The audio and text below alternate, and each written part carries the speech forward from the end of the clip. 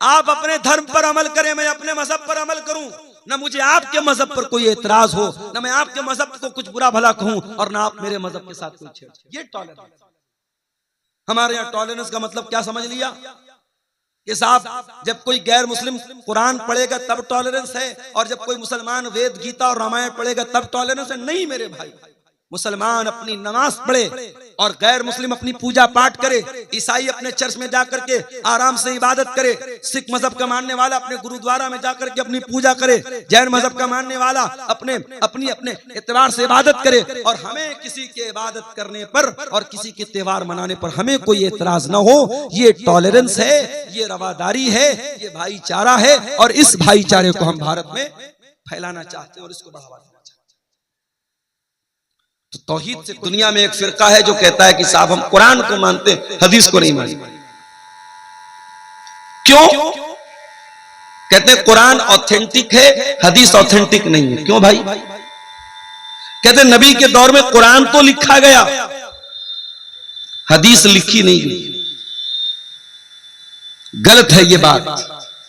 नबी के दौर में कुरान भी लिखा गया, नबी के दौर में हदीस भी लिखी। हजरत अब्दुल्ला बिन अम्र बिन आस कहते हैं मैं अल्लाह के रसूल की हर बात को लिख लेता था, मुझे लोगों ने मना किया कि तुम हर बात को मत लिखा करो।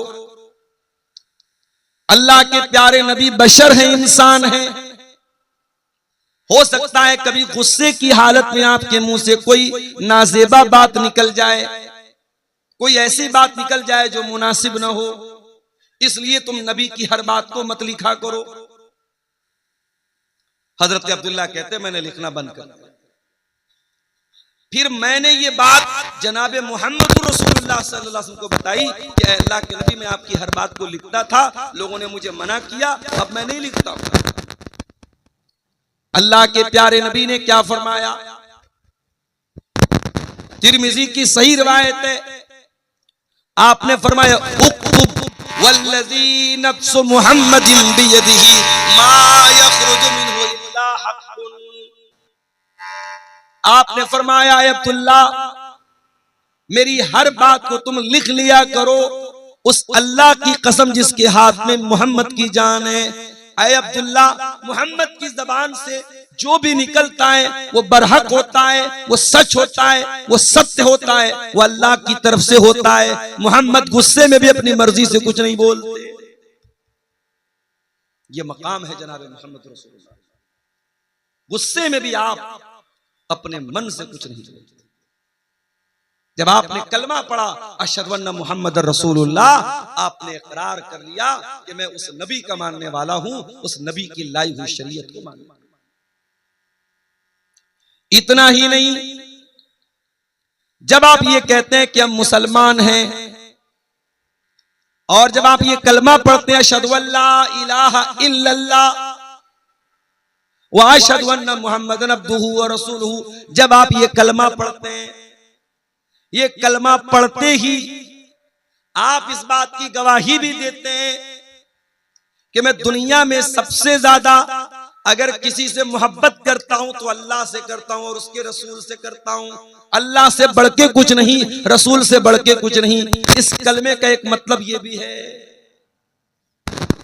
दुनिया में बहुत सारी चीजों से हम मोहब्बत करते हैं, माल से मोहब्बत करते हैं, औलाद से मोहब्बत करते हैं, माँ बाप से हमें मोहब्बत होती है, भाई बहनों की मोहब्बत होती है, बीवी बच्चों की मोहब्बत होती है, कारोबार की मोहब्बत होती है, धन दौलत की मोहब्बत होती है, घर मकान की मोहब्बत होती है, मगर एक मोहब्बत ऐसी है जो इन सारी मोहब्बतों से बढ़कर। वो कौन सी मोहब्बत है? आइए कुरान का 10वां पारा को सूरह तौबा की आयत नंबर 24 में अल्लाह फरमाता है कुल इन कान आबाउकुम व अबनाउकुम व इख्वानुकुम व अज़वाजुकुम व अशीरतुकुम व अम्वालुन इक़्तरफ़्तुमूहा व तिजारतुन तख़शौन कसादहा व मसाकिन तरदौनहा। 8 चीजों का नाम लिया अल्लाह, और ये 8 चीजें वो हैं दुनिया का कोई इंसान नहीं कह सकता कि इन 8 चीजों से मुझे मोहब्बत नहीं। कुल इनकान आबाउकुम, ऐ नबी आप फरमा दीजिए अगर तुम अपने बापों से मोहब्बत करते हो। कौन बेचारा है जो अपने बाप से मोहब्बत नहीं? हाँ, वही अपने बाप से मोहब्बत नहीं करेगा जिसके सीने में दिल नहीं पत्थर होगा। जिसके सीने में दिल होगा वो अपने बाप से नफरत नहीं कर सकता। एक बात बोलूं आपसे, जब मां बाप की बात आती है ना तो आमतौर से मां की कुर्बानियों का नाम लिया जाता है। मां पेट में रखती है, मां जन्म देती है, मां दूध पिलाती है, मां गीले बिस्तर पे सो जाती है। मां की खूबियों को बयान करते करते बाप के एहसान कहीं पीछे छुप जाते हैं। मेरे भाई, मां की का एहसान नजर आता है, बाप का एहसान नजर नहीं आता। तेरी मां ने अगर 9 महीने तुझे पेट में रखा है तो तेरी मां को सपोर्ट करने वाला, तेरी मां को खिलाने पिलाने वाला, तेरी मां की हर जरूरत का ख्याल रखने वाला तेरा बाप है। तूने अगर मां के दूध को पी करके तेरे जिस्म में जान आई है तो बाप की उंगली ने तुझे जिंदगी में चलना सिखाया। मां के आंचल में अगर जमाने की धूप से तुझे नजात मिलती है तो बाप वो दीवार बन के हमेशा खड़ा रहता है हर मुसीबत में, हर मुश्किल में। मैंने देखा है बेटे पर मुसीबतें आती हैं, कितने बापों को मैंने देखा है जिंदगी भर की गाड़ी कमाई खर्च कर देते हैं अपने बेटे को बचाने। इसलिए मां के एहसान अपनी जगह हैं, बाप के एहसानात को कभी अंडर एस्टिमेट मत करना मेरे भाइयों, बाप के एहसान को कभी कमजोर मत समझना। कुल इनकान आबाउकुम, ऐ नबी आप कह दीजिए अगर अपने बाप से मोहब्बत करते हो, वो अबनाउकुम, और अगर अपनी औलाद से मोहब्बत करते हो। औलाद से कौन मोहब्बत नहीं करता? औलाद नाफरमान है, औलाद बदतमीज है, औलाद बात नहीं मानती है, औलाद गलत काम करती है, तब भी माँ बाप रातों में उठ के जब दुआ के लिए हाथ उठाते हैं ना तो उसी औलाद की भलाई के लिए हाथ उठाते हैं।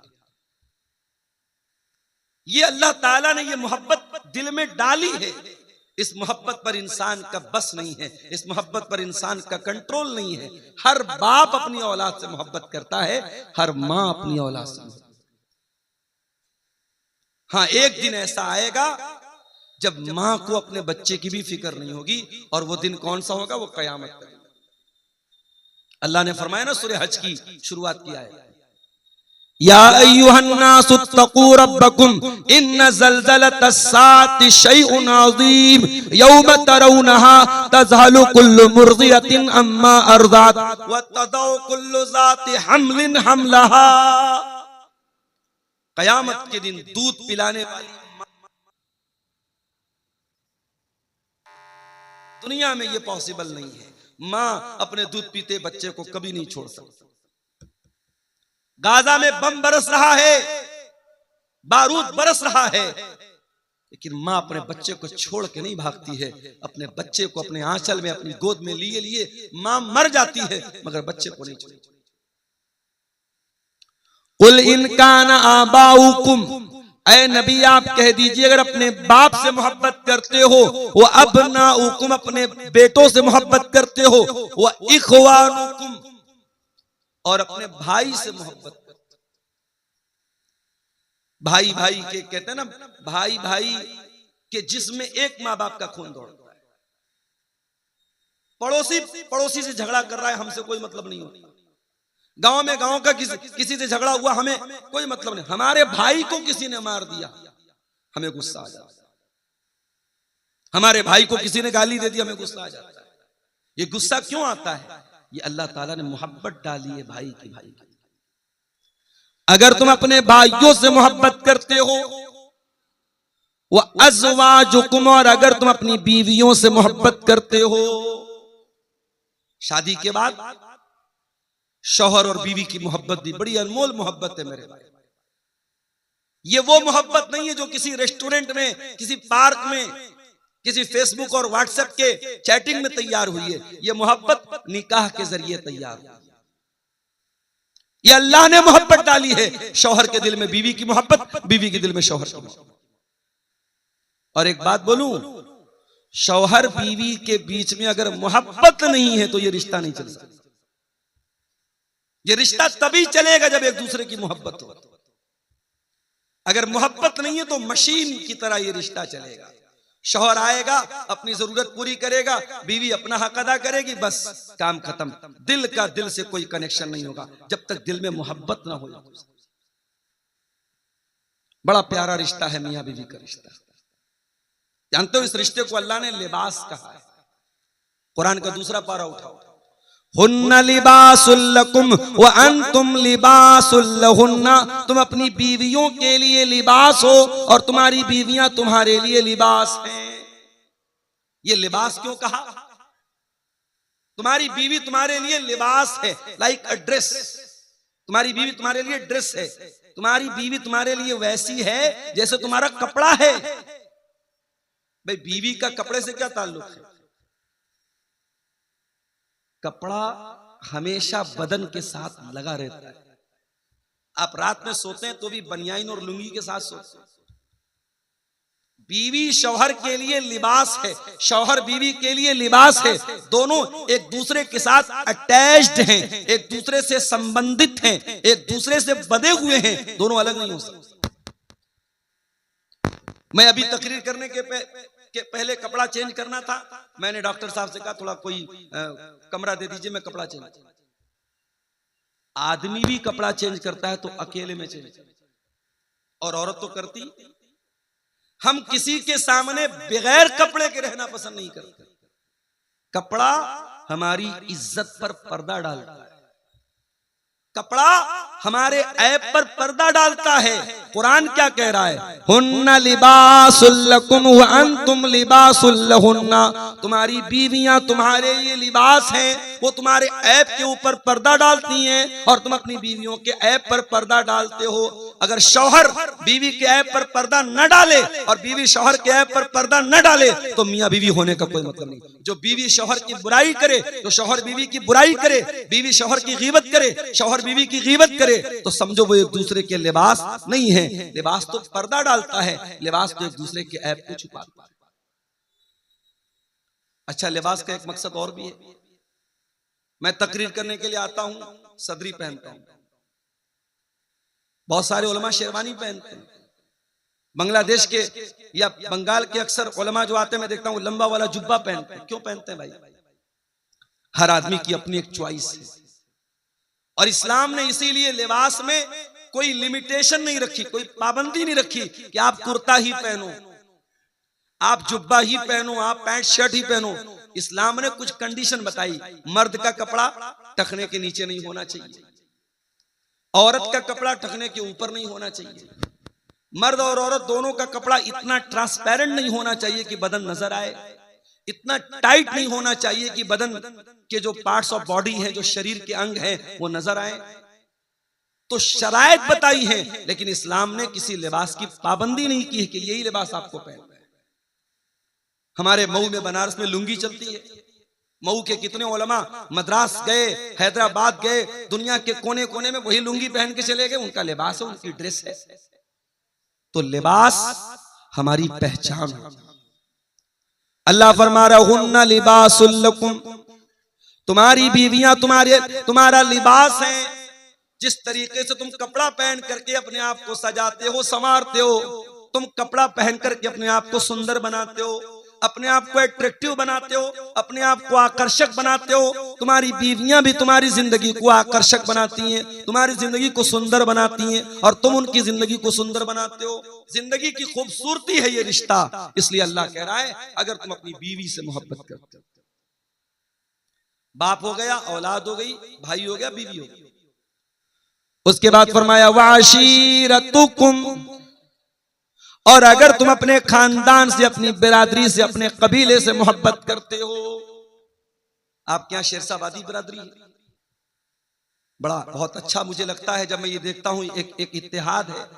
अभी किसी नेता के बारे में मैंने सुना कि उन्होंने शेरशाहबादी बरादरी के बारे में कुछ उल्टा सीधा बोला, सारी एसोसिएशन जो शेरशाहबादी एसोसिएशन है वो खड़ी हो गई कि नहीं साहब गलत बोला गया। होना चाहिए अपनी कौम के लिए, अपनी बरादरी के लिए ये यूनिटी होनी चाहिए। झारखंड के इलाकों में जाता हूं, पाकुड़, साहेबगंज, गोड्डा का इलाका एक तरफ से पूरे अंसारियों का इलाका है, अंसारी कौम है वहां। बंगाल में आप चले जाएं, वहां बहुत सारे लोग अपने नाम के साथ शेख लिखते हैं, शेख लोगों का इलाका है। तो बिरादरी का होना कोई खराब बात तो नहीं है। खराब बात क्या है? इंसान अपनी बिरादरी पर फख्र करे और दूसरी बिरादरी को हकीर समझे। अल्लाह ने फरमाया वाशीरतुकुम, अगर तुम्हें अपनी बिरादरी के ऊपर, अपने खानदान के ऊपर अगर तुम्हें मोहब्बत, तुम उससे मोहब्बत करते हो तो कोई मसला नहीं, कोई प्रॉब्लम नहीं है, कर सकते हो खानदान और बिरादरी की मोहब्बत नेचुरल। उसके बाद फरमाया व अमवालुन इक़्तरफ़्तुमूहा, और वो माल जिसको तुम कमा कमा करके, मेहनत कर करके कमाते हो, लाते हो, अगर तुम अपने माल से मोहब्बत करते हो तब भी कोई प्रॉब्लम नहीं है। यह अलग बात है कि मेहनत से कमाया हुआ वो माल हमारा नौजवान जुए में जाकर के बर्बाद करता है, मेटा ओजोन में जाके बर्बाद कर देता है, क्रिप्टो करेंसी में ले जाके बर्बाद कर देता है। हमारे नौजवान को क्या चाहिए? बैठे बिठाए पैसा चाहिए। कोई कंपनी आती है, साहब 1 लाख रुपया लगा तो हर महीने 15,000 देंगे, हमारा नौजवान झट से तैयार हो जाता है। बैठे बिठाए पैसा किसको बुरा लगता है? मुंबई और हैदराबाद के मुसलमानों का करोड़ों रुपया, ऐसी ही एक कंपनी आई थी, उसने दावा किया था 1 लाख रुपया आप लगाओ, हम 3,000 रुपया हर महीने आपको देंगे, हम बिजनेस करेंगे, आपके पैसे से आपको प्रॉफिट देंगे। दुनिया का कौन सा ऐसा कारोबार है जिसमें सिर्फ प्रॉफिट होता है? मेरे भाई, कारोबार का मतलब प्रॉफिट और लॉस दोनों होता है। इंडियन शेयर मार्केट पिछले 1 महीने में धड़ाम धड़ाम गिर रही है, आज भी मार्केट काफी गिरी हुई है। तो मार्केट का काम है अप एंड डाउन होना, कभी चढ़ती है कभी उतरती है। कंपनी ने दावा किया कि नहीं साहब आप हमारे यहाँ 1 लाख रुपया लगाओ, कभी 3,000 मिलेगा, कभी 3100 मिलेगा, कभी 2900 मिलेगा, एक नियर अबाउट आपको 3,000 रुपया मिलेगा। अब जिसके पास 10 लाख रुपया था उसने सोचा यार 10 लाख लगा दो, 30,000 रुपया महीना मिलेगा। मुंबई के अंदर लोगों ने फ्लैट बेच दिया अपना, 50 लाख का फ्लैट था, बेच दिया कि 50 लाख लगाऊंगा हर महीने 1.5 लाख रुपया मिलेगा, क्या बुरा है। मकान बेच दिया, फ्लैट बेच दिया, किराए पे रहने लगे। कंपनी सारे लोगों का पैसा लेके भाग गई, आज सब बेचारे रो रहे हैं। तो मेरे भाइयों, ये पैसा जो आप मेहनत से कमाते हैं, अपने नौजवानों से कहना चाहूंगा इसको जुए में बर्बाद मत कर। ये मेटा ओजोन, ये क्रिप्टो करेंसी और ये शेयर मार्केट की बहुत सारी नाजायज शक्लें, शेयर मार्केट की सारी शक्लें नाजायज नहीं है, उसकी बहुत सारी शक्लें जायज भी हैं, उसको बैठ करके डिस्कस किया जा सकता है, लेकिन बहुत सारी शक्लें शेयर मार्केट की नाजायज हैं। तो शेयर मार्केट हो गई, क्रिप्टो मार्केट हो गई, इसी तरीके से आजकल ये जो है कमोडिटी मार्केट चल रही है, सोने और चांदी का कारोबार हो रहा है। इन तमाम चीजों में जो एक ये गारंटीड मुनाफा है और ये है कि साहब हम पैसा लगा के करोड़पति बन जाएंगे, 100 रुपया लगा के 1000 कमा लेंगे, ये जुआ है, इसमें अपने पैसे को बर्बाद मत करो। कुरान कह रहा है व अमवालुन इक़्तरफ़्तुमूहा, अगर अपने माल से तुम मोहब्बत करते हो, जिस माल को तुम मेहनत से कमा कमा करके इकट्ठा करते हो। कोई इंसान अगर ये बोले साहब हमको माल से मोहब्बत नहीं है, झूठ बोल रहा है, झूठा है, मक्कार है। माल से मोहब्बत तो नेचुरल चीज है। अब ये अलग बात है, किसी को माल से इतनी मोहब्बत होती है कि माल कमाने के चक्कर में हलाल हराम की परवाह भी नहीं करता। माल से इतनी मोहब्बत होती है, ज़कात नहीं निकालता, दान नहीं करता, चंदा नहीं करता। करोड़ों की हैसियत है, मोहल्ले में मदरसे का चंदा हो रहा है, मस्जिद का चंदा हो रहा है, ये 10,000 दे सकता है, ये 1 लाख दे सकता है, ये चंदा देता है 500 रुपया, इसके पास पैसा तो है, दिल नहीं है। तो किसी के दिल में माल की ज्यादा मोहब्बत है, किसी के दिल में कम मोहब्बत है, मगर माल से मोहब्बत सबसे है।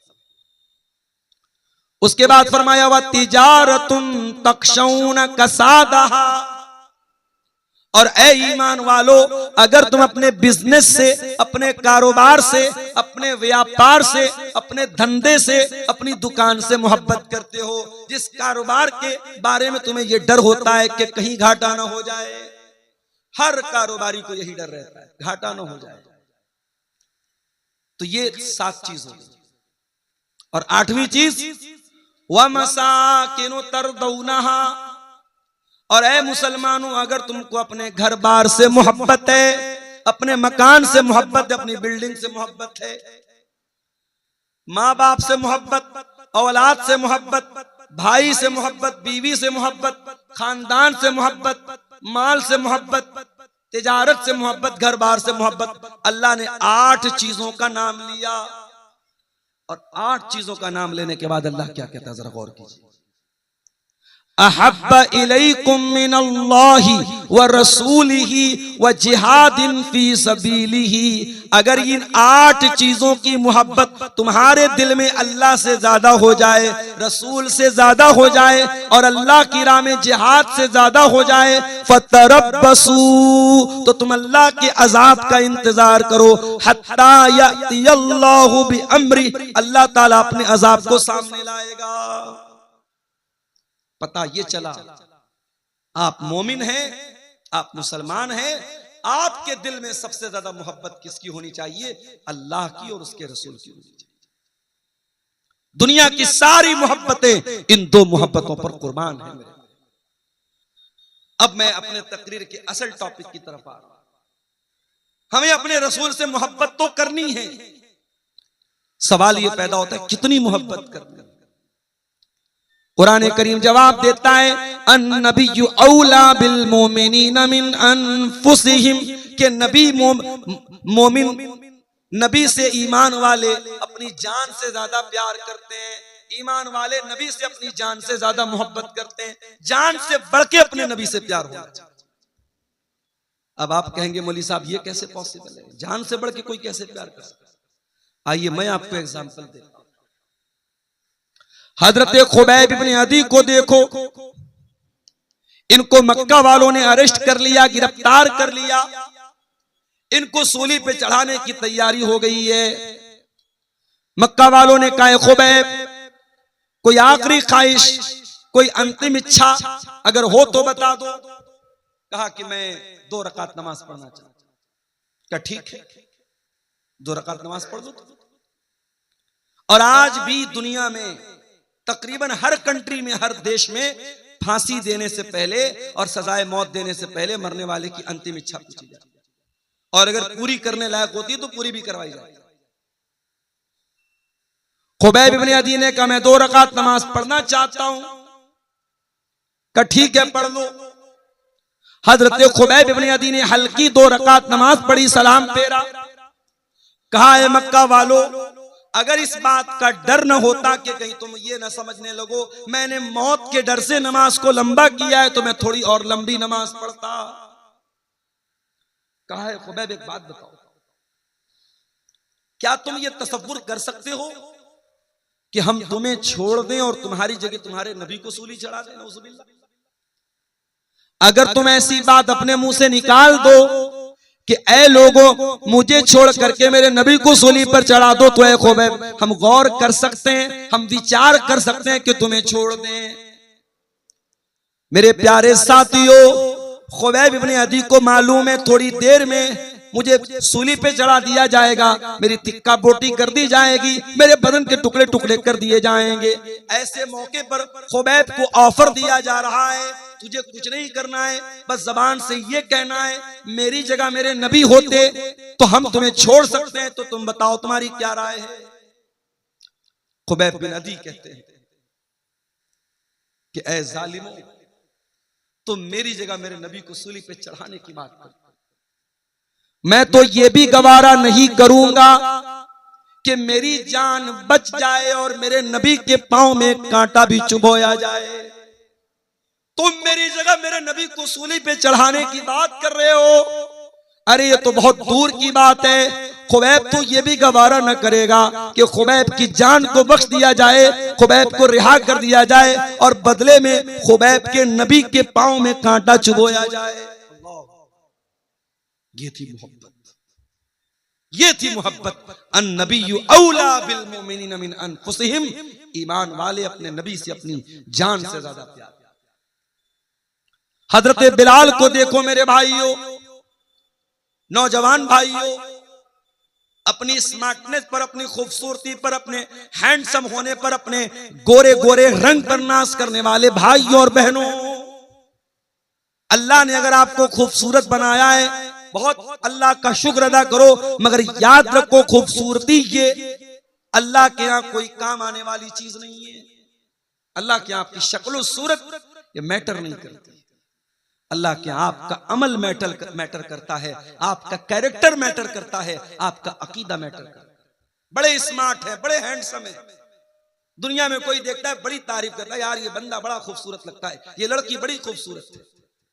दुनिया वालों के कॉम्प्लीमेंट हासिल करने के लिए, दुनिया वालों की तारीफ हासिल करने के लिए अपने गोरे गोरे रंग पर नाश करने वालों, अपनी गोरी चमड़ी पर नाश करने वालों, बिलाल कोई गोरा तो न था, बिलाल कोई हैंडसम तो न था, बिलाल कोई स्मार्ट तो न था, बिलाल का रंग काला था।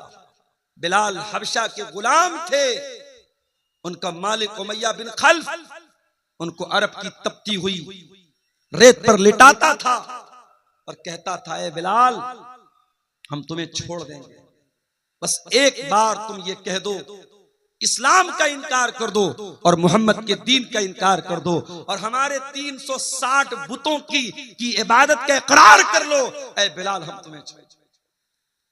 ऐ बिलाल तेरे ईमान का क्या कहना, तेरी इस्तिकामत का क्या कहना, तेरे दिल में रसूल की मोहब्बत का क्या कहना।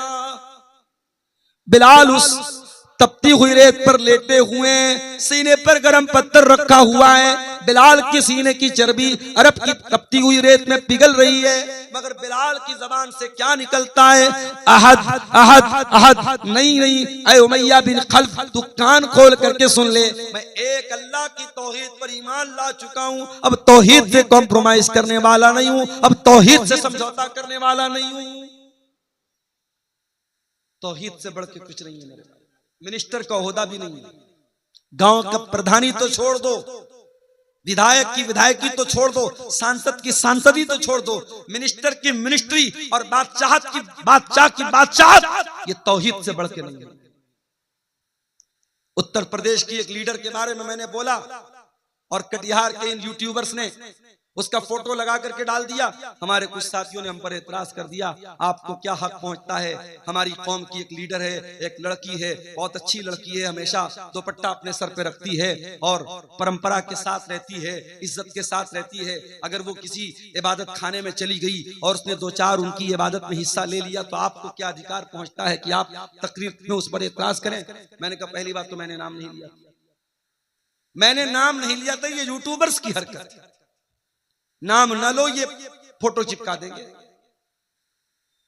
तकरीर कुछ रहेगी ये उस पर थंबनेल लगाएंगे, मियां बीवी शादी के बाद कैसे मिले, एक गंदी सी तस्वीर लगा देंगे और मियां बीवी कैसे मिले। अब हमारा नौजवान उत्सुकता वश और उसमें ये देखने के लिए कि मौलाना ने क्या बयान किया है, जब उसको सुनेगा तो कहेगा खोदा पहाड़ निकली चूड़ी। ये हमारे यूट्यूबर्स की हरकत है, इनको व्यू हासिल करना है, कुछ भी थंबनेल लगा देंगे, कुछ भी उस पर लगा देंगे। एक जगह तकरीर मेरी हो रही थी, गर्मी का मौसम था, मैं पसीने पसीने था, एक आदमी मेरे पीछे से आया, वो मुझे पंखा करने लगा, लोगों ने बताया थोड़ा दिमाग का क्रैक है, वो आकर के पंखा करने लगा, बोला आप गर्मी से मर जाएंगे। मैंने कहा भाई मैं गर्मी से नहीं मरूंगा, तुम बैठ जाओ। अब एक यूट्यूबर ने उस पर थंबनेल लगाया, तकरीर में हुआ हंगामा, मौलाना भड़क गए, भाई किस पर भड़का, तो कुछ भी चल रहा है।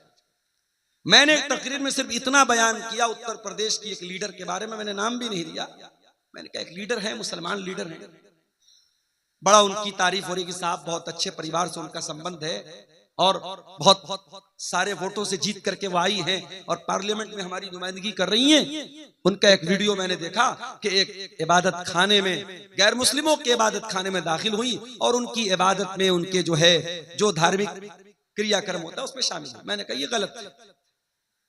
एक सीधी सीधी बात सुन लो, अभी दिल्ली में ऑल इंडिया अहले हदीस कॉन्फ्रेंस हुई, मेरी तकरीर होने वाली थी वहां, बनारस से मेरी फ्लाइट थी, मैं नहीं जा सका। उस कॉन्फ्रेंस में मेरी तकरीर का जो टॉपिक था वो क्या था? इस्लाम और मजहबी रवादारी, इस्लाम एंड रिलीजियस टॉलरेंस।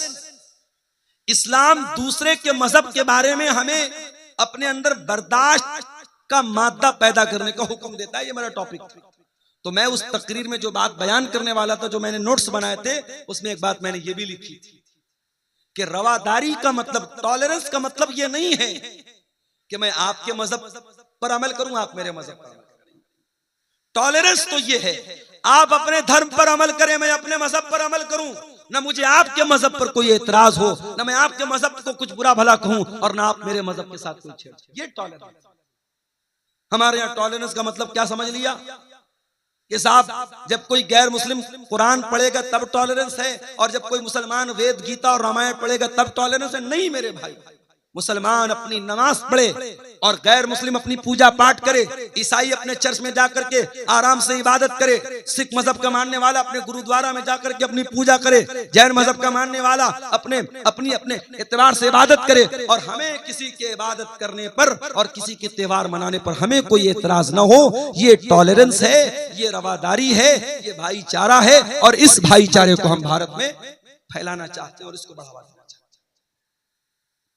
तो तौहीद से कोई कॉम्प्रोमाइज नहीं किया जाएगा। हजरत बिलाल ने तौहीद से कॉम्प्रोमाइज नहीं किया। तपती रेत पर लिटा दिया गया, मगर बिलाल ने तौहीद को नहीं छोड़ा। मेरे प्यारे साथियों, सबसे बढ़ करके अगर मोहब्बत करना है तो अल्लाह से करना है और रसूल से करना है।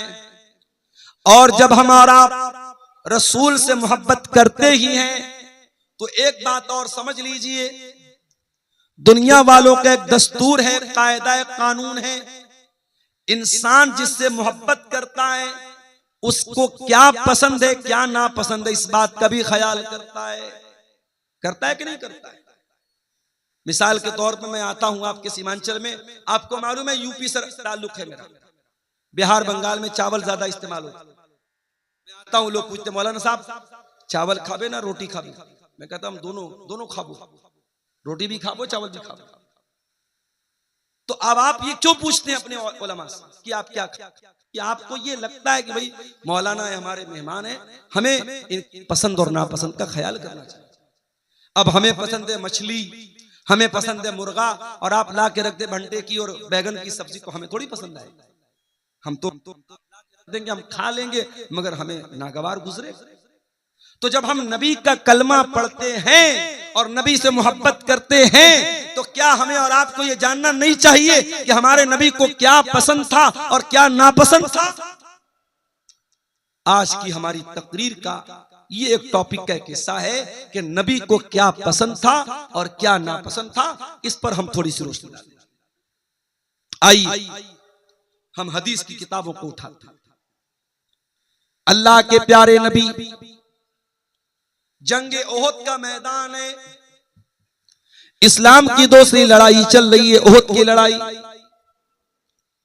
अल्लाह के प्यारे नबी अल्लाह की बारगाह में दुआएं कर रहे हैं, और दुआ में अल्लाह के नबी कहते अल्लाहुम्मा हब्बिब इलैनल ईमान, ऐ अल्लाह मेरे दिल में ईमान की मोहब्बत पैदा कर, वज़य्यिनहु फी क़ुलूबिना, और ऐ अल्लाह ईमान को मेरे दिल में मुज़य्यन कर दे, ईमान को सजा दे, ईमान को अट्रैक्टिव बना दे।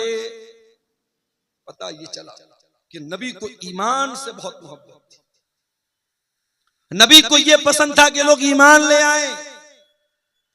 सीमांचल वालों, मनसाही और कटिहार के लोगों, मैं आपसे सवाल करता हूं, आप ये बताइए कि ईमान किसको बोलते? कितने लोग हैं उनसे सवाल करो, साहब ईमान किसको बोलते? नहीं मालूम। चलिए आपको बता देता हूं ईमान किसको बोलते हैं। ईमान 6 चीजों को बोलते हैं। अंतुमिना बिल्लाहि व मलाइकतिही व कुतुबिही व रुसुलिही वल यौमिल आखिर वल क़द्रि खैरिही व शर्रिही। 6 चीजों को मानने का नाम ईमान। अल्लाह को मानना, उसके फरिश्तों को मानना, उसके रसूलों को मानना, उसकी किताबों को मानना, कयामत के दिन को मानना, और तकदीर को मानना। इन 6 चीजों को माने बगैर कोई मोमिन नहीं हो सकता, कोई ईमान वाला नहीं हो सकता। और यह भी नोट कर लो, ईमान सिर्फ दिल की आस्था का नाम नहीं है। ईमान दिल से मानने को भी कहते हैं और जबान से इकरार करने को भी कहते हैं और अमल करने को भी कहते हैं। अगर कोई जबान से इकरार करता है और दिल से सच नहीं मानता तब भी मोमिन नहीं है।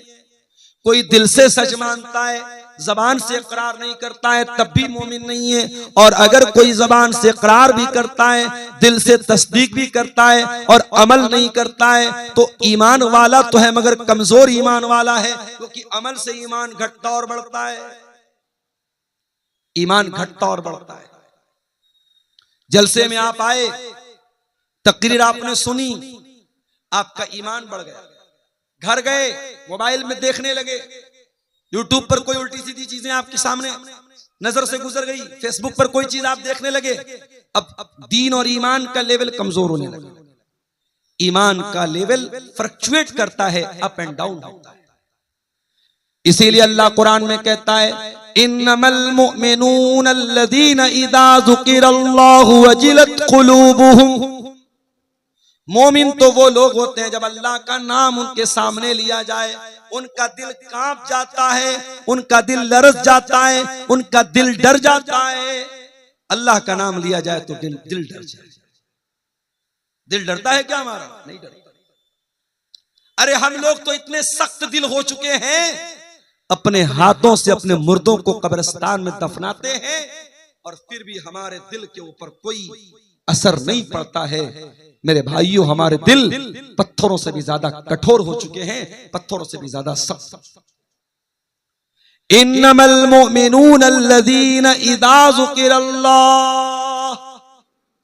मोमिन तो वो लोग होते हैं जब अल्लाह का नाम लिया जाए, वजिलत क़ुलूबुहुम, तो उनके दिल कांपने लगते हैं। व इज़ा तुलियत अलैहिम आयातुहु, और जब अल्लाह ताला की आयतें उनके सामने पढ़ी जाएं, ज़ादतहुम ईमाना, उनका ईमान बढ़ जाता है, उनके ईमान का लेवल हाई हो जाता है, उनके ईमान की चार्जिंग बढ़ जाती है। एक बात पूछूं आपसे, अपने नौजवानों से पूछना चाहूं, अपने यूट्यूब की हिस्ट्री जरा चेक करके बताओ, लास्ट टाइम आपने कुरान की तिलावत को कब सुना? अपना मोबाइल चेक करके बताओ, आखिरी बार आपने कुरान की तिलावत कब की थी और कुरान की तिलावत को सुना कब था? मेरे प्यारे नौजवान साथियों, आज हमारे नौजवानों के मोबाइल पर गाने मिल जाएंगे, म्यूजिक मिल जाएगा, बॉलीवुड के सॉन्ग मिल जाएंगे, उल्टी सीधी चीजें मिल जाएंगी। अगर नहीं मिलेगा तो कुरान नहीं मिलेगा। मेरे प्यारे नौजवान भाइयों, जिस नबी से आप मोहब्बत करते हैं, जिस नबी का कलमा पढ़ते हैं, उस नबी ने म्यूजिक की आवाज को कभी अपने कानों में आने न दिया, और वो नबी कुरान को पढ़ा भी करते थे और कुरान को सुना भी करते थे। कुरान को सुना करो मेरे भाई। और मैं तो कभी कभी अफ्रीका के जो कारी होते हैं उनकी तिलावत में सुनता हूं, बहुत प्यारी लगती है। मैंने एक तकरीर में एक नाम लिया था, एक अफ्रीकन कारी है, उनका नाम है सूफी अब्दुल रशीद। यूट्यूब पर आप जाकर के टाइप कीजिए सूफी अब्दुल रशीद तिलावत, उनकी तिलावत सामने आ जाए। कोई बनावट नहीं, सिंपल आवाज है और पाटदार आवाज, रोबदार आवाज है, और जब तिलावत करते हैं ऐसा लगता है डायरेक्ट दिल को छू रही है। अफ्रीकन कारियों की क़िरात बहुत प्यारी लगती है, दिल को अपील करती है, दिल को असर करती है। आप कुरान को सुनना शुरू कर दीजिए, गाना सुनना भूल जाएंगे आप, म्यूजिक की मोहब्बत दिल से निकल जाएगी, कुरान की मोहब्बत दिल में पैदा हो जाएगी। जिस नबी का आप कलमा पढ़ते हैं वो नबी कुरान सुना करते थे, कुरान पढ़ा करते थे। बुखारी की रिवायत है, अब्दुल्ला बिन मसूद रज़ी अल्लाह ताला अन्हु अल्लाह के प्यारे नबी सल्लल्लाहु अलैहि वसल्लम के पास आते हैं। अल्लाह के नबी कहते हैं, अब्दुल्ला इक़रा अलैयल कुरान, मुझे कुरान पढ़ के सुनाओ। हजरत अब्दुल्ला ने कहा, मैं आपको कुरान पढ़ के सुनाऊं? अय अल्लाह के रसूल, आपके ऊपर तो कुरान उतरा है, कुरान नाजिल हुआ है, मैं आपको कैसे पढ़ के सुनाऊं? आपने फरमाया, अय अब्दुल्ला, मैं दूसरे के मुंह से सुनना चाहता हूं।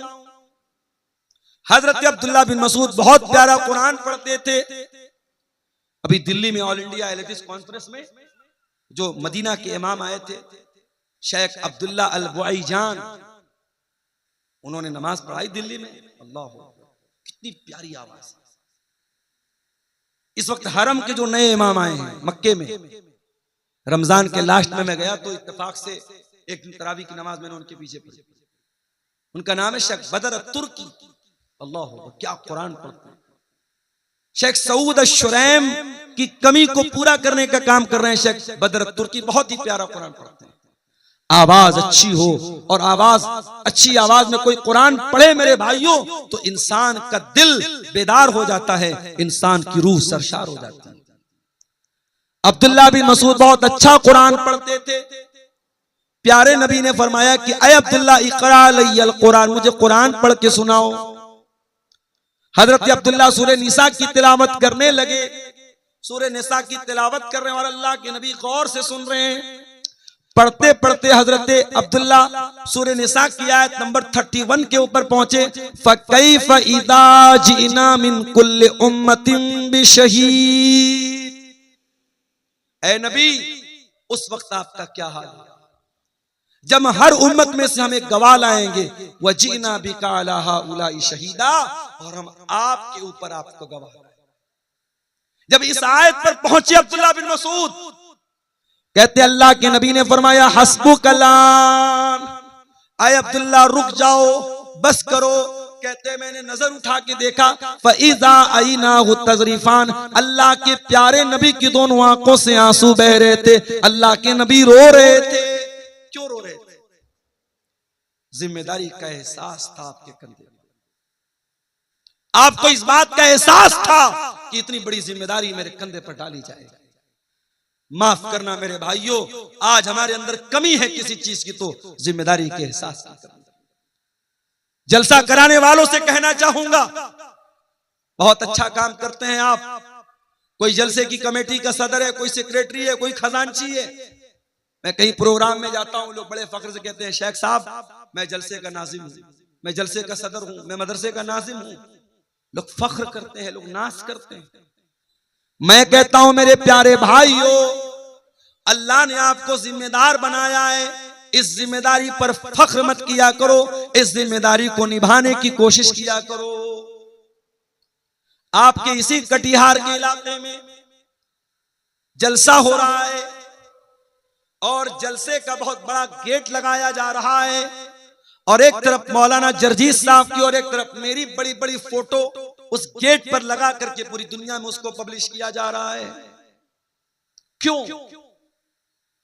लोग तो हमसे सवाल करते हैं।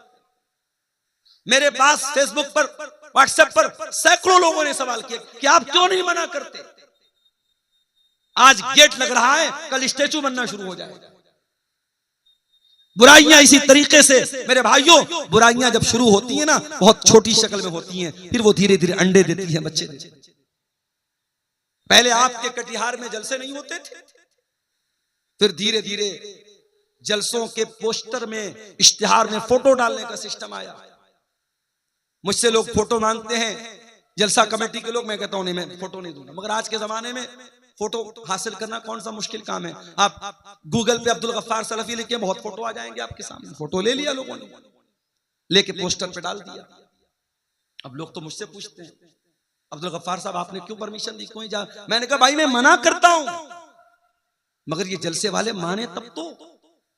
और अभी आपके इसी इलाके में प्रोग्राम होने वाला है और बड़े बड़े गेट पर कद आदम साइज का हमारा और मौलाना जर्जीस साहब का फोटो लगा दिया लोगों ने। अब साहब वो लोग मुझसे पूछ रहे हैं कि आप लोग मौलवी हैं कि नेता हैं, क्या है आप? जिम्मेदारों से कहना चाहूंगा, जलसे की कमेटी के लोगों से कहना चाहूंगा, आप कोई राजनीतिक प्रोग्राम नहीं करते हैं, कोई पॉलिटिकल प्रोग्राम नहीं है। आप एक रिलीजियस फंक्शन, एक धार्मिक आयोजन, एक मजहबी प्रोग्राम करते हैं। और जब मजहबी प्रोग्राम करते हैं तो मजहब के दायरे में रह करके काम करते हैं। मैं हर तकरीर में बोल रहा हूं, सीमांचल के जलसों में पाई जाने वाली खराबियों पर शायद, मैं दावा तो नहीं करता हूं, शायद जितना मैंने बोला है शायद किसी दूसरे वक्ता ने, किसी दूसरे मुकर्रिर ने बोला होगा। ये औरतों का जमघट, ये लड़कियों और लड़कियों का सड़कों पर लाइन लगा करके एक दूसरे के सामने खड़ा होना, ये औरतों का लड़कियों का बैठ करके खरीदारी करना, ये जवान लड़कियों का सज संवर करके प्रोग्राम में आना, मैंने हर बात को लेकर के टोका है, मना किया है, इतराज किया है। मगर वो कहावत है, भैंस के आगे बीन बजाओ भैंस खड़ी पगुराए, भैंस की तरह हम और आप हो चुके हैं। जिम्मेदार हो तो ये जिम्मेदारी आपके गर्दन पर एक बहुत बड़ी अमानत है। इस अमानत के बारे में सोचो मेरे भाई। जलसा करा रहे हो, जलसे के अंदर कोई ऐसा काम न हो कि कल कयामत के दिन अल्लाह आपसे पूछे कि तू जलसे का सदर था, तू जलसे का सेक्रेटरी था, तू कमेटी में था, तूने ये काम क्यों होने दिया। और मैं ये भी बता दूं, मुझे मालूम है 500 लोग 1000 लोग जलसे में आते हैं, इसमें ज्यादातर लोग इंटरटेनमेंट करने आते हैं, मनोरंजन करने आते हैं। किसकी तकरीर कैसी थी, बंगला वक्ता कैसा बोला, उर्दू वक्ता कैसा बोला, अब्दुल गफ्फार साहब कैसा बोले, फला साहब कैसा बोले, बस वो इसी मकसद के लिए आते हैं। मगर मैं ये भी जानता हूं इन हजारों लोगों की भीड़ में शायद अल्लाह मेरी तकरीर को सुन करके किसी एक बंदे को हिदायत दे दे। वल्लाह मैं नहीं जानता कि इस मैदान में मैं जो भी मेहनत कर रहा हूं, ये मेहनत अल्लाह के कबूल होगी कि नहीं। कल रात में उत्तर प्रदेश में सिद्धार्थनगर में प्रोग्राम था, नेपाल बॉर्डर के करीब, बनारस से 300 किलोमीटर दूर। वहां मैं दोपहर में क्लास करता हूं, बाई कार वहां रात में 10 बजे पहुंचता हूं, रात में 1 बजे वहां से तकरीर करने के बाद उसी कार से बनारस वापस आता हूं, सुबह 7:30 बजे घर पहुंचता हूं, फिर बैग लेता हूं, मदरसे जाता हूं, मदरसे बच्चों को पढ़ाता हूं, फिर मदरसे से डायरेक्ट आपके बिहार के लिए निकल जाता हूं। मुझे पूरी रात बिस्तर नसीब नहीं हुआ मेरा।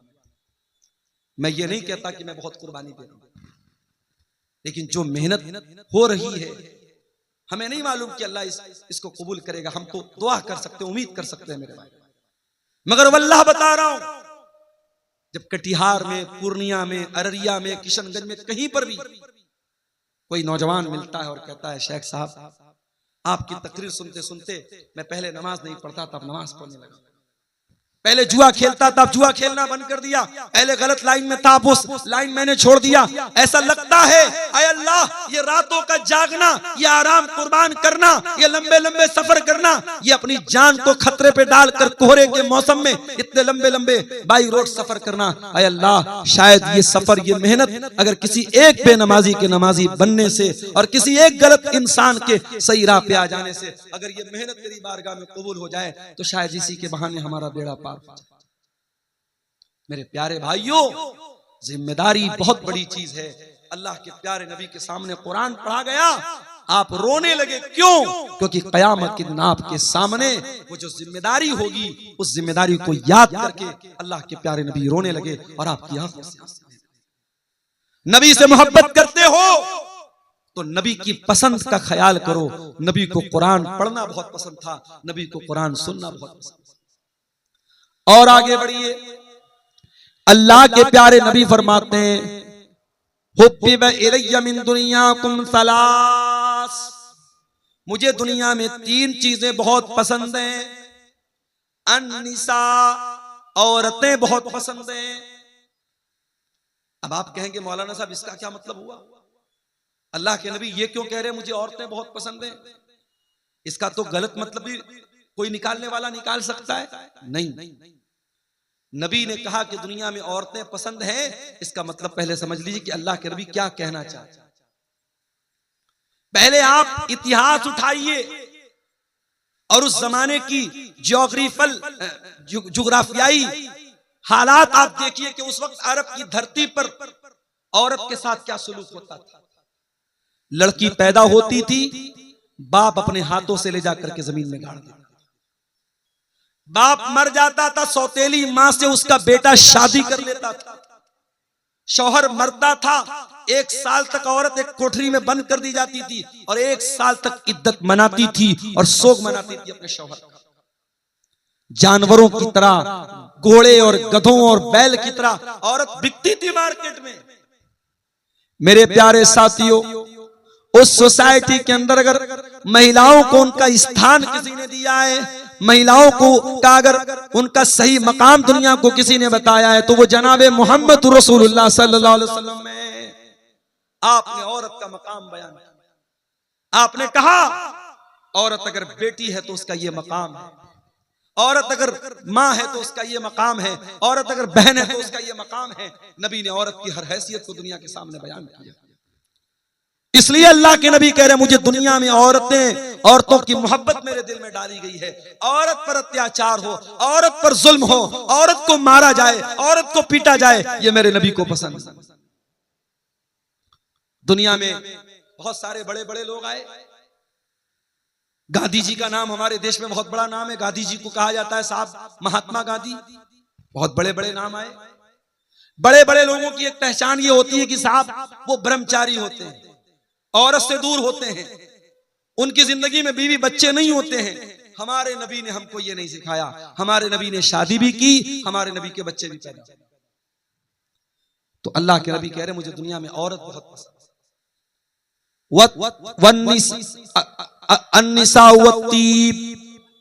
और दूसरी चीज जो मुझे बहुत ज्यादा पसंद है, खुशबू बहुत पसंद है। अल्लाह के नबी को खुशबू बहुत पसंद है और इसीलिए कोई खुशबू अगर तोहफे में दे तो ले लेना चाहिए। खुशबू का तोहफा लौटाना नहीं चाहिए। खुशबू का तोहफा रिजेक्ट नहीं करना चाहिए। कोई तोहफे में खुशबू दे तो ले लेना चाहिए। उसके बाद तीसरी चीज क्या है? जो इलत कुर्रतु ऐनी फिस्सलाह, नमाज मेरी आंखों की ठंडक है। नमाज मेरी आंखों की ठंडक है। अब जरा सीने पर हाथ रखो, दिल पर हाथ रखो और बताओ कल फजर, जुहर, असर, मगरिब, इशा 4 टाइम की नमाज में से आपने कितने टाइम की नमाज पढ़ी है? आप दिल पर हाथ रख के। अगर आपको यह लगता है कि नहीं मौलवी साहब मैं बहुत बड़ा कारोबारी हूं, मैं बहुत बड़ा बिजनेसमैन हूं, बहुत बड़ा व्यापारी हूं, मुझे नमाज पढ़ने का टाइम नहीं मिल रहा था, तो माफ करना मेरे भाई, आपके कारोबार से बढ़ करके नमाज है, नमाज से बढ़ करके आपका कारोबार नहीं। अल्लाह ताला कुरान करीम में कहता है मेरे मुत्तकी बंदे वो हैं, मेरे परहेजगार बंदे वो हैं, रिजालुल्ला तुलहीहिम तिजारतु वला बैउन अन जिक्रिल्लाह। मेरे मुत्तकी बंदे वो हैं, उनका कारोबार, उनका लेन देन उनको नमाज से गाफिल नहीं करता है। वो नमाज अपने टाइम पर पढ़ते हैं, कारोबार के बावजूद, लेन देन के बावजूद वो नमाज के मामले में कभी कोई लापरवाही नहीं करते हैं। यखाफून यौमन ततक़ल्लबु फ़ीहिल क़ुलूब वल अब्सार। उनके दिल में अल्लाह का डर होता है, उनके दिल में क़यामत के दिन का डर होता है। क़यामत के दिन पहला सवाल ये नहीं होगा कि आप कितना पैसा कमाते थे, आपके बच्चे कितने थे, आपकी बीवी कैसी थी, आपका परिवार कैसा था। दुनिया का पहला सवाल क़यामत के दिन क्या होगा? इन्ना अव्वल मा युहासबु बिल अब्दु यौमल क़ियामति सलातु। बंदे से पहला सवाल नमाज के बारे में। नमाज के बगैर जन्नती जन्नत में नहीं जाएगा और बेनमाजी इसी बेनमाजी होने की वजह से जहन्नम में जाएगा। अल्लाह कुरान के 29वें पारे में कहता है जब जन्नती जन्नत में चले जाएंगे, जहन्नमी जहन्नम में चले जाएंगे, जन्नती जहन्नमियों से सवाल करेंगे मा सलककुम फी सकर। ऐ जहन्नमियों तुम जहन्नम में क्यों आए? तुमने कौन सा ऐसा गुनाह किया था तुम जहन्नम में चले आए? क़ालू लम नकु मिनल मुसल्लीन। तो जहन्नमी जवाब देंगे हम नमाज नहीं पढ़ते थे। मेरे भाइयों, अगर नबी से मोहब्बत करते हो, नबी को नमाज से बहुत मोहब्बत थी। नबी जब टेंशन में होते थे तो बिलाल से कहते थे या बिलाल अरिहना बिस्सलाह, ऐ बिलाल नमाज के जरिए हमारे दिल को सुकून अता करो। मेरे नबी जब टेंशन में होते थे नमाज में खड़े हो जाते थे, मुसल्ले पर खड़े हो जाते थे। नमाज के जरिए बंदा अपने रब से सबसे ज्यादा करीब। मेरे नौजवान भाइयों जिनको जॉब नहीं मिल रही है, जो गवर्नमेंट जॉब के लिए एग्जाम दे करके बैठे हैं और रिजल्ट के इंतजार में हैं, जो IAS की तैयारी कर रहे हैं, जो IPS की तैयारी कर रहे हैं, जो UPSC की तैयारी कर रहे हैं, जो BPSC की तैयारी कर रहे हैं, जो नीट के एग्जाम की तैयारी कर रहे हैं, दुनिया की कोई भी टेंशन हो, आओ अल्लाह की बारगाह में सजदा तो करो, अल्लाह के आगे अपना सर तो झुकाओ, अपने रब से सजदे में मांग लो जो मांगना है। और खास तौर से रात में अगर टाइम मिले तो तहज्जुद की नमाज पढ़ लो मेरे भाइयों, और तहज्जुद की नमाज में सजदे में मांग लो अल्लाह से जो मांगना है, इंशाअल्लाह आपकी दुआ कबूल होगी। अक़रबु मा यकूनुल अब्दु मिन रब्बिही व हुवा साजिद, बंदा अपने रब से सबसे ज्यादा करीब अगर होता है तो सजदे की हालत। और आगे बढ़िए, अल्लाह के नबी को एक चीज और बहुत ज्यादा पसंद थी, और वो चीज क्या थी? शर्म और हया बहुत ज्यादा आपको पसंद थी। एक मर्तबा एक औरत आपके पास आई, औरत का नाम था फातिमा बिनते उक़बा। वो बैयत लेने के लिए आई। उसने आकर के, पर्दे के उस पार औरत है, इस पार अल्लाह के नबी हैं। वो कहती है अल्लाह के नबी मैं बैयत करती हूँ। नबी ने कहा बैयत करो, वो कहती है मैं बैयत करती हूँ। आपने कहा बैयत करो, अल्लाह के साथ शिर्क नहीं करोगी। उसने कहा हम अल्लाह के साथ शिर्क नहीं करेंगे। आपने कहा चोरी नहीं करोगी। उसने कहा चोरी नहीं करेंगे। आपने कहा जिना नहीं करोगी। जब उस लड़की ने, उस औरत ने जिना का नाम सुना, हदीस के अल्फाज है, मुस्नद अहमद की रिवायत है, उस औरत ने अपने हाथ को अपने सर पर रखा। उसको बहुत हैरत हुई। इज्जतदार औरत, शरीफ औरत, अच्छे खानदान की औरत जिना के बारे में सोच भी नहीं सकती है। ऐ अल्लाह के नबी, आप मुझसे बैयत लेना चाहते हैं, मैं तो जिना के बारे में सोच भी नहीं सकती। अल्लाह के नबी को उस औरत का अंदाज बहुत पसंद आया। आपने हज़रत आयशा से कहा कि देखो कितनी शरीफ औरत है, कितनी इज्जतदार औरत है। जिना का नाम आया तो उसने फौरन सर पर हाथ रख लिया। उसके लिए ये तसव्वुर के बाहर की बात है, ये सपोज भी नहीं कर सकती, ये सोच भी नहीं सकती कि जिना करेगी वो औरत। और आज हालात क्या है? आज हालात ये हैं कि पहले के दौर में पूरे गांव में, पूरे इलाके में अगर किसी के बारे में ये सुन लिया जाए कि वो गलत काम कर रहा है या वो लड़की गलत काम कर रही है, पूरा गांव थूकता था उस लड़का और लड़की के ऊपर। और आज हालात ये है मेरे भाई, हालात ये है, गर्लफ्रेंड बॉयफ्रेंड ये कल्चर आम होता चला जा रहा है। और आज जिनाकारी और बदकारी को प्रमोट किया जा रहा है। आज रेलवे स्टेशन पर चले जाओ, बड़े बड़े पार्कों में चले जाओ, बड़े बड़े होटलों में चले जाओ, मुसलमान लड़कियां, मुसलमान लड़के आपको इस लानत में, इस बुराई में, इस दलदल में मुब्तला नजर आएंगे मेरे भाई। जिना से अपने आप को बचाओ मेरे भाइयों। अल्लाह के नबी बेहयाई को बहुत ज्यादा नापसंद करते थे और हया को बहुत ज्यादा पसंद करते थे।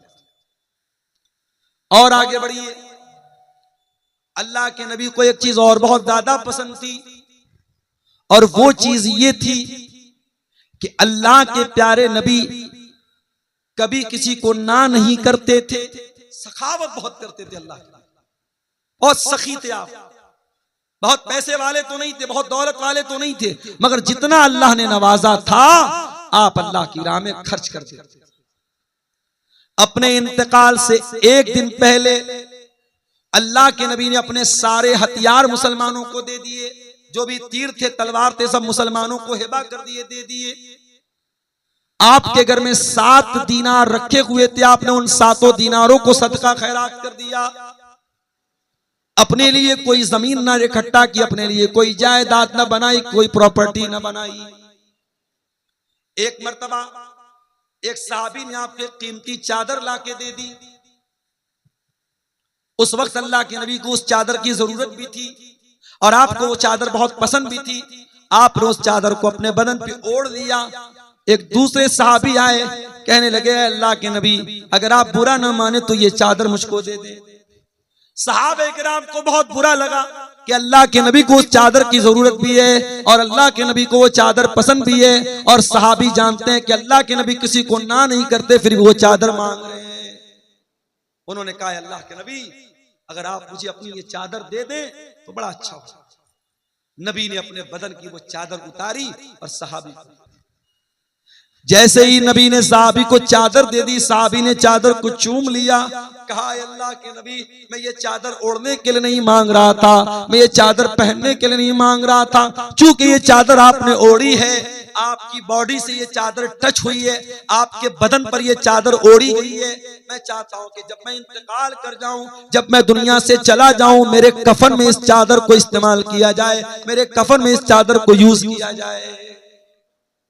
मगर मसला याद रखिए, नबी के बदन को अल्लाह ताला ने बरकत वाला बनाया और नबी के बदन से तबर्रुक हासिल सहाबे किराम करते थे। अब किसी ऐरे गहरे नत्थु खैरे आज के दौर के किसी आलिम, किसी इमाम, किसी पीर, किसी बुजुर्ग को यह अधिकार नहीं है कि उसके बदन को लोग बरकत वाला समझे और उसके बदन का उतरा हुआ कपड़ा उसको लोग बरकत वाला समझ के पहने। इसकी इजाजत नहीं है। ये चीज नबी के साथ खास थी, सहाबा के साथ खास थी। सहाबा नबी के बदन को बरकत वाला समझते थे और नबी ने उनको मना भी नहीं किया। बाद में किसी के इंसान के लिए इसकी परमिशन नहीं मिली।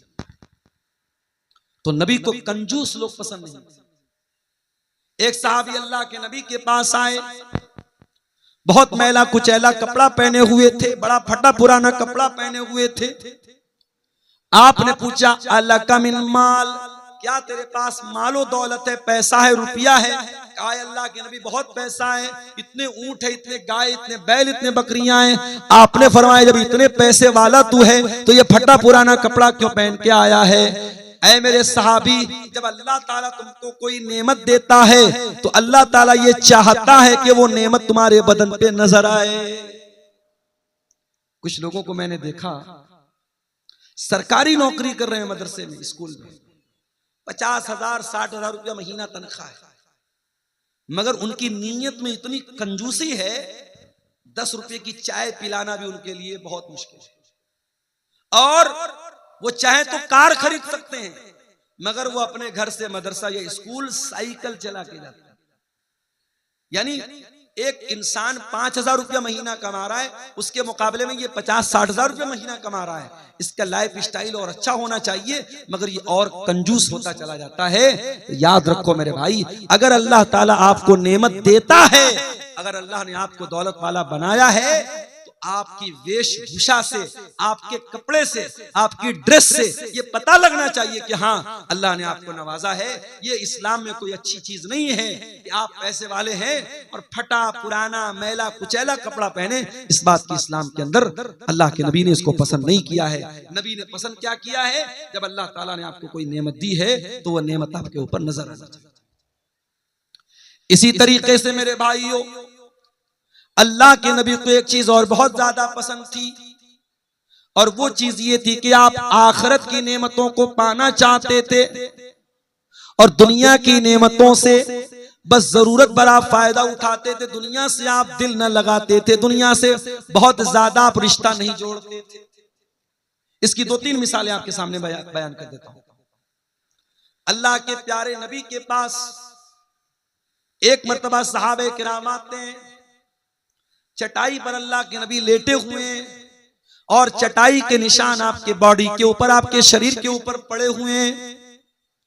सहाबे किराम अपने नबी की ये हालत देख करके तड़प जाते हैं। सहाबे किराम कहते लवी तखज़ना लका वीतान या रसूल अल्लाह, ऐ अल्लाह के नबी आप हमको इजाजत दे दे, हम आपके लिए आराम दे गद्दे का इंतजाम कर दे, बिस्तर का इंतजाम कर दे। आपने फरमाया माली वली दुनिया, ऐ मेरे सहाबा मेरा दुनिया से क्या लेना देना है? मा अना इल्ला कराकिबिन इस्तज़ल्ल तहत शजरतिन सुम्मा राह फतरकहा। ऐ मेरे सहाबा मैं तो दुनिया में उस मुसाफिर की तरह हूँ जो सफर पे निकला है और किसी पेड़ की छांव में आराम कर रहा है और थोड़ी देर वो आराम करता है फिर अपनी मंजिल की तरफ चला जाता है। ऐ मेरे सहाबा ये दुनिया मेरे लिए वक्ती आराम करने की जगह है, ये दुनिया मेरी मंजिल नहीं है, ये मेरी आराम करने की जगह है, ये मेरा आखिरी ठिकाना नहीं है। ये अल्लाह के नबी का मिजाज था, ये अल्लाह के नबी की पसंद। और आगे बढ़िए, एक मर्तबा हजरत उमर आते हैं अल्लाह के नबी के कमरे में। नबी का कमरा है, एक चटाई बिछी हुई है, एक लकड़ी का प्याला रखा हुआ है, किनारे थोड़ी सी जौ रखी हुई है, एक चमड़े का थैला है जिसमें पानी भरा हुआ है, यही नबी का पूरा कमरा है और यही नबी की कुल कायनात। कोई फर्नीचर नहीं, कोई मसेरी नहीं, कोई गद्दा नहीं, कोई नरमो नाजुक तकिया नहीं। नबी के कमरे में ये छोटी छोटी चीजें हैं। हजरत उमर फारूक की आंखों में आंसू आ जाते हैं, रोने लगते हैं और कहते हैं अल्लाह के नबी, कैसर और किसरा तो अपने अपने महलों में आराम से रहते हैं, आप तो अल्लाह के आखिरी नबी हैं, आप हम सबके चहेते हैं, हम सबके महबूब हैं, और आप ऐसी जिंदगी गुजर कर रहे हैं। अय अल्लाह के नबी, हम ऐसा होते हुए नहीं देख सकते, ये हमको ठीक नहीं लग रहा, ये हमको मुनासिब नहीं लग रहा। बादशाह, दुनिया के बादशाहों की आपके सामने क्या औकात है? कैसर और किसरा तो अपने महलों में आराम से रहते हैं और आप ऐसी मामूली चटाई पर लेटते हैं और ऐसी सिंपल जिंदगी आप गुजर करते हैं। आपने फरमाया, ऐ उमर, अमा तरदा अन तकून लहुमुद दुनिया, ऐ उमर, क्या तुम ये नहीं चाहोगे कि कैसर और किसरा को दुनिया का ऐशो आराम मिल जाए, दुनिया की नेमतें मिल जाएं, व तकूनु लना अल आखिरा, और तुम्हारे नबी को अल्लाह ताला आखिरत की नेमतों से नवाज दे। ऐ उमर, तुम्हारा नबी दुनिया बनाने के लिए नहीं आया, तुम्हारा नबी आखिरत बनाने। मेरे भाइयों, इसी नबी का कलमा हम और आप गौर करें। 24 घंटे को हम डिवाइड करें कि 24 घंटे में कितने घंटे हम दुनिया को देते हैं और कितने घंटे आखिरत को। रात में बिस्तर पे सोने जाओ तो सोचो, बच्चों के लिए ये जमीन बना दिया, ये जायदाद बना दिया, ये कर दिया, वो कर दिया, बैंक में इतना बैलेंस बना दिया, इतना पैसा बीवी को दे दिया, इतना पैसा बच्चों के लिए बना दिया। कब्र की जिंदगी के लिए आपने क्या किया? आखिरत की जिंदगी के लिए आपने क्या किया? क़यामत के दिन को अल्लाह की बारगाह में जवाब देने के लिए आपने क्या तैयारी की?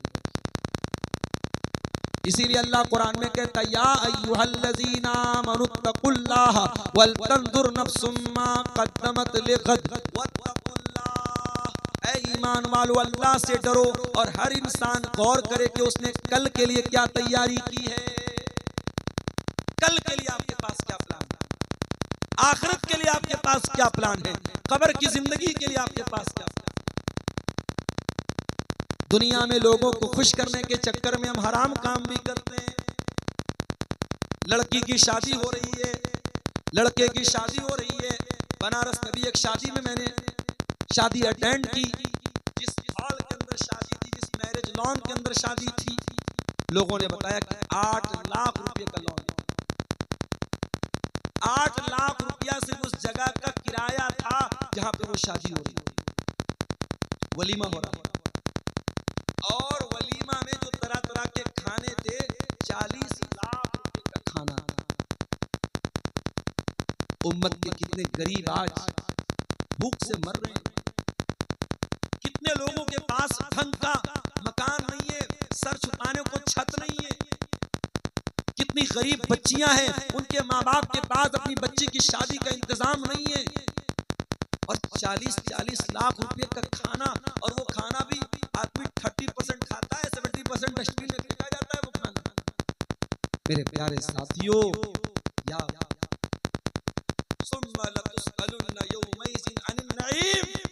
अल्लाह ने अगर कोई नेमत दी है आपको, तो इस नेमत का हिसाब हमें क़यामत के दिन देना पड़ेगा। हम और आप ये तसव्वुर करें और सोचें कि अल्लाह ने ठीक हमको दौलत से नवाजा है, पैसा है हमारे पास, मगर एक दिन की शान और शौकत के लिए पानी की तरह पैसा बहाना, और जहां दौलत की जरूरत है, जहां सरमाए की जरूरत है, जहां पैसे की जरूरत है, वहां अपने दिल को छोटा कर लेना, मेरे भाइयों, ये अच्छी बात नहीं है। नबी ने हमें ये सबक दिया कि दुनिया से नहीं, आखिरत से दिल लगाओ और आखिरत। अब आइए तकरीर के दूसरे पॉइंट की तरफ। अल्लाह के नबी को क्या नापसंद था, जल्दी जल्दी 2-4 चीजें देख लेते हैं। अल्लाह के नबी फरमाते हैं, इन्ना अबग़ज़कुम इलैया व अबअदकुम मिन्नी मजलिसन यौमल क़ियामति अस्वउकुम अख़लाक़ा। गौर से सुनिएगा, अल्लाह के नबी फरमा रहे हैं कि सबसे ज्यादा मैं किसी से नफरत करता हूं, और सबसे ज्यादा कयामत के दिन अगर कोई मुझसे दूर रहेगा तो वो इंसान रहेगा जिसके अखलाक बुरे हों। अपने अहले हदीस भाइयों को यह पैगाम देना चाहता हूं, अकीदे में एक नंबर हो, मनहज में एक नंबर हो, सुन्नतों पर अमल के मामले में एक नंबर हो, अखलाक में भी एक नंबर बन जाओ मेरे भाई। आज हम अखलाक में बहुत पीछे। जब कोई हमसे मिलता है, हमारा अकीदा बाद में देखता है, हमारा मनहज बाद में देखता है, हमारी नमाज का तरीका बाद में देखता है, हमारी विचारधारा को बाद में देखता है, हमारे नजरियात को बाद में देखता है। पहले वो हमारे अखलाक को देखता है, हमारे कैरेक्टर को देखता है, हमारी बोलचाल को देखता है, हमारे तौर तरीकों को देखता है। इसलिए पहले अपने कैरेक्टर और अखलाक को अच्छा बनाओ। अल्लाह के नबी कह रहे हैं, जिसका अखलाक बुरा होगा कयामत के दिन वो सबसे ज्यादा मुझसे दूर रहे। नमाजी बन गए आप, माशाअल्लाह, चेहरे पर शरई दाढ़ी आ गई, माथे पर सज्जे का निशान आ गया, मगर जबान पर गाली है, बदतमीजी है, धोखाधड़ी है। बड़ी दाढ़ी होने के बावजूद और माथे पर सज्जे का निशान होने के बावजूद अगर आपका अखलाक गड़बड़ है तो कयामत के दिन मेरे प्यारे साथियों हमें और आपको पछताना पड़ जाएगा। अल्लाह के नबी फरमाते हैं, मा मिन शैइन फिल मीज़ान अस्क़ल मिन हुस्निल खुलुक। अल्लाह के मीज़ान अमल पर, अल्लाह के तराजू पर अगर सबसे भारी और सबसे वजनदार अगर कोई चीज होगी तो वो इंसान के बेहतरीन अखलाक होंगे। अपने अखलाक को बेहतर बना लो, इंशाअल्लाह कयामत के दिन आपकी नेकियों का पलड़ा भारी हो जाएगा और अल्लाह के मीज़ान अमल पर आप कामयाब। नबी को एक और चीज बहुत ज्यादा नापसंद थी और वो चीज थी यकरहु तफहुश। अल्लाह के नबी बेहयाई की बातों को नापसंद करते थे। बेहयाई की बातें, गंदी बातें, अश्लील बातें, नबी अपनी जबान से कभी गाली नहीं निकालते थे मेरे भाई। कभी गाली के जवाब में भी आपने गाली नहीं दी। कभी कोई प्राइवेट टाइप की बात आई, कभी मियां बीवी के बीच के रिश्ते की बात आई तो नबी ने वहां पर भी बहुत ही हल्के अल्फाज इस्तेमाल किए। अपनी ज़बान को आपने आलूदा नहीं होने दिया। उस नबी की हम उम्मती हैं, हम और आप भी अपने आप को अश्लीलता से बचाएं, अपने आप को बेहयाई से। आज हमारे नौजवानों का बहुत बड़ा मसला यही है मेरे भाई, चाहे वो नौजवान लड़के हो चाहे वो लड़कियां हो। आज हालात ये हैं, 8-8, 9-9 साल के लड़के और लड़कियों को ये सोशल मीडिया, ये व्हाट्सएप, ये इंस्टाग्राम, ये फेसबुक, ये यूट्यूब हमारे नौजवानों को बेहया बना रहा है। और हमारी जो नई नस्ल तैयार हो रही है, ये नई नस्ल बेहया है। ये वक्त के पहले बालिग हो रही है, ये टाइम के पहले एडल्ट हो रही है और ये हर एतबार से शर्म हया से दूर हो रही है। मेरे प्यारे साथियों, अल्लाह के नबी ने फरमाया, अल हया वल ईमान कुरिना जमीया। हया और ईमान दोनों का रिश्ता चोली दामन का रिश्ता है, दोनों एक दूसरे के साथ जुड़े हुए हैं। जब हया निकलती है तो ईमान निकल जाता है, जब ईमान निकलता है तो हया निकल जाती है। इसलिए मेरे प्यारे साथियों, हम हया वाले बने, हम शर्म वाले बने। एक आखिरी बात बयान करके बात खत्म करता हूँ। अल्लाह के प्यारे नबी को एक चीज और बहुत ज्यादा पसंद थी और वो ये चीज ये थी कि आपके ऊपर कसरत से दरूद पढ़ा जाए। अल्लाह के नबी के ऊपर दरूद पढ़ा जाए। फरिश्ता आता है और कहता है, क्या अल्लाह के नबी, क्या आप इस बात को पसंद करेंगे कि कोई आपके ऊपर दरूद पढ़े और अल्लाह ताला दरूद पढ़ने वाले के ऊपर 10 रहमतें नाजिल करे? अल्लाह के नबी ने कहा कि हाँ, मैं ये बात पसंद करता हूं। नबी को ये बात पसंद है कि नबी का उम्मती नबी पर दरूद पढ़े।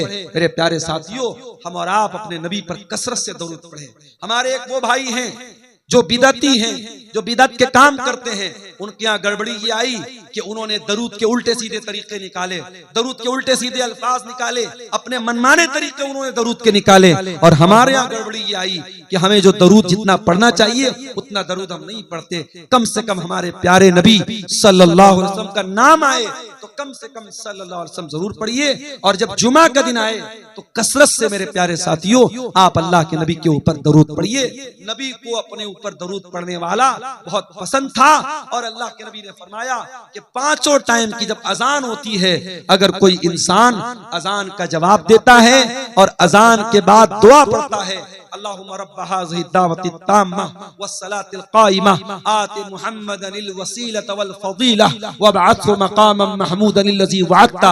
अगर ये दुआ पढ़ता है और अल्लाह के नबी सल्लल्लाहु अलैहि वसल्लम के ऊपर दरूद पढ़ता है, अल्लाह के नबी कहते हैं हल्लत लहू शफाअती, कयामत के दिन उस इंसान को मेरी शफाअत नसीब होगी, मैं उस इंसान की शफाअत करूंगा। मेरे प्यारे साथियों, नबी की पसंद और नापसंद के इस मौजू पर ये चंद बातें मैंने आपके सामने रखी हैं, और जाते जाते मैं यही आपसे गुजारिश करूंगा कि आप नबी से मोहब्बत करते हैं तो नबी की पसंद और नापसंद का ख्याल करें। और नबी को ये मदरसे भी बहुत पसंद थे, ये दीनी तालीम भी बहुत पसंद थी। आप इस प्रोग्राम में आए हैं, इस इदारे को, इस मदरसे को, जिसके लिए ये प्रोग्राम मुनक्किद हुआ है, अपना कीमती ताउन और चंदा जरूर देते हुए जाएं। हमारे बाद अबुल कासिम बिजली साहब अभी मजीद आप ऐलान करेंगे, चंदा करेंगे। अल्लाह ताला हम सबको दीन पर अमल करने की तौफीक अता फरमाए। अपने प्यारे नबी से मोहब्बत की